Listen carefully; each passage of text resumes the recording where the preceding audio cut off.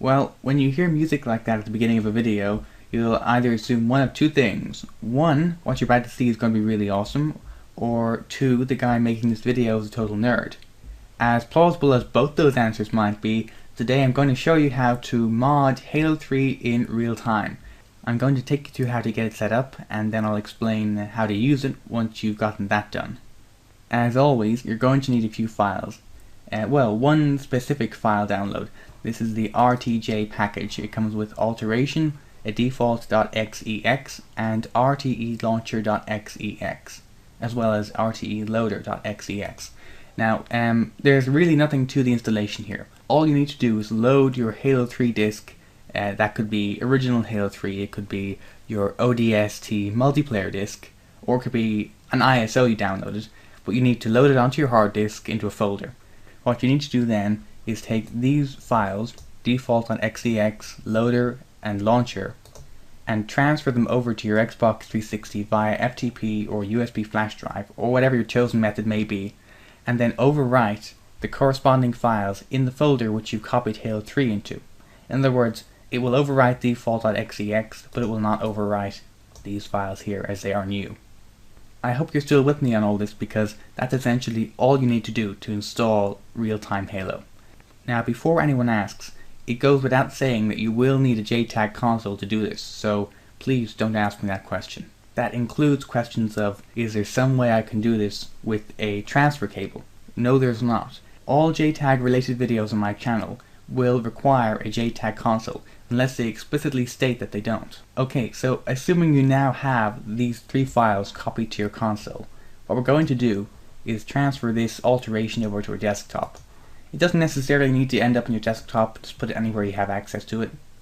Now, you'll need the IP address of your Xbox 360, and you can get this if you're in Freestyle Dash by clicking the right analog stick, and the IP address will be listed on the bottom left, or if you're in the NXE dashboard by going to the My Xbox tab, then going over to System Settings, then into Network Settings, and your IP address will be listed in there. So for now, I'm going to show you exactly how we go about connecting here.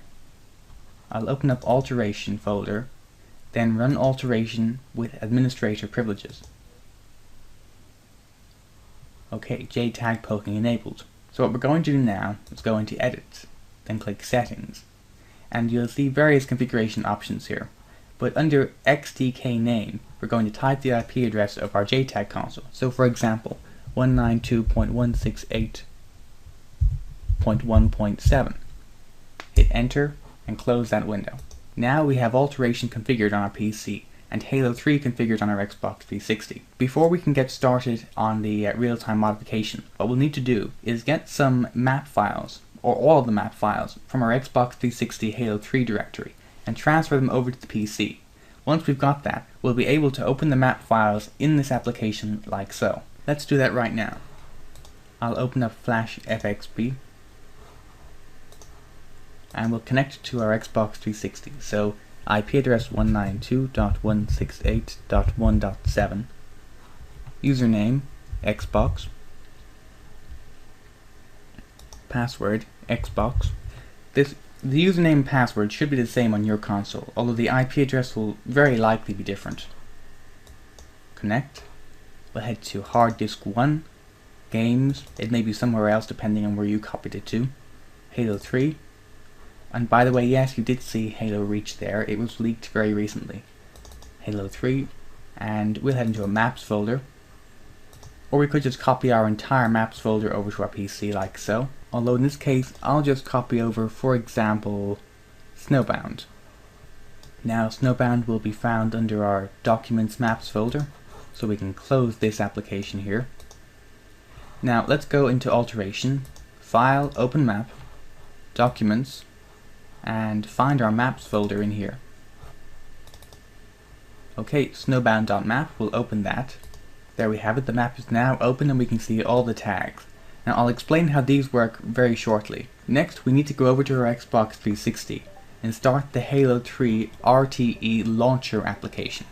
Be sure that you load rtelauncher.xex and not loader or default.xex. Neither of those other files are going to do what we need. As you can see, Halo is now running. So now I'm going to briefly show you how we can accomplish various modifications. I'll also provide a link to a thread on the forum, specifically 7tunes, where you'll find almost all the modifications which you can perform. There is virtually no limit to what you can do with real-time modification, or Halo 3 modification in itself for that matter. Okay, so we are now on Snowbound. Let's do a few modifications and see what happens. As per usual, the assault rifle will fire what else but assault rifle bullets, and frag grenades are frag grenades and not warthogs. So let's do something interesting. Let's head over back here to our PC and we'll find an interesting group. For example, the weapons group. Click the plus button there. And in here we shall find our assault rifle section. There we go, assault rifle. And under editors we'll choose meta editor.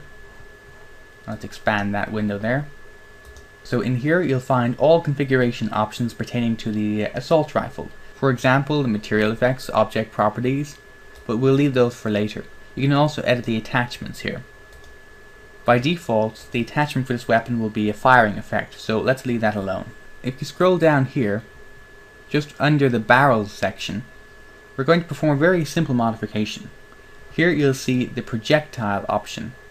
What we're going to do is click the projectile drop-down box, and for example, we will choose rocket launcher projectile rocket.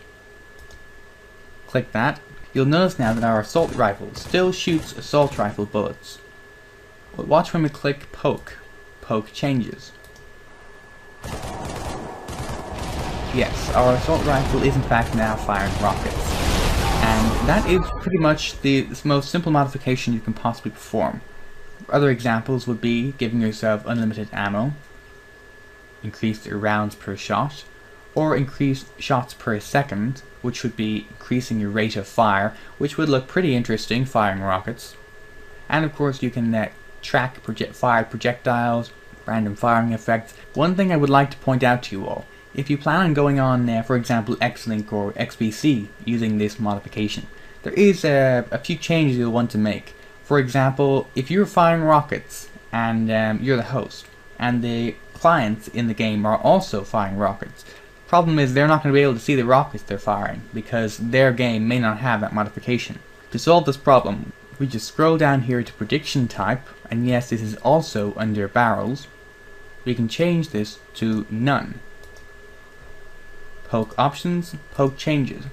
Now every other player in the game, assuming you are the host, will be able to see the rockets they are firing and you are firing. Just a quick tip there to save you some time. And yes, of course, this does work with pretty much any other prediction under any other tag, although there may be a few exceptions I do not yet know about. One other possible novelty some people may find is the ability to remove or alter the guardians. So go to the weapon section here and Snowbound Defender, that'll be the guardians. Then we'll just scroll right down here under the barrel section and you'll find projectile. Let's go ahead and change that to something like, for example, a frag grenade. Then we'll just hit poke options, poke changes. Now there's something you don't see every day. So I hope that clears up this whole method for a lot of people out there. If any of you guys happen to be interested, do send me a private message. We may be able to make somewhat of a group on X-Link for various jtag players to have other jtag players to actually get into games with, because jtag matches do seem to be somewhat rare or lacking on X-Link and XBC for that matter. So yeah, if anyone's interested, do send me a message. For now, that's all I wanted to say today. I hope that you found this useful. And my next tutorial, I'm not entirely sure when that will be because I'm going away tomorrow morning. Although I do hope to be able to make it while I'm away, so you shouldn't be without anything for too long. As usual, thanks a lot for watching everyone. Subscribe if you found this useful, and I'll see you next time.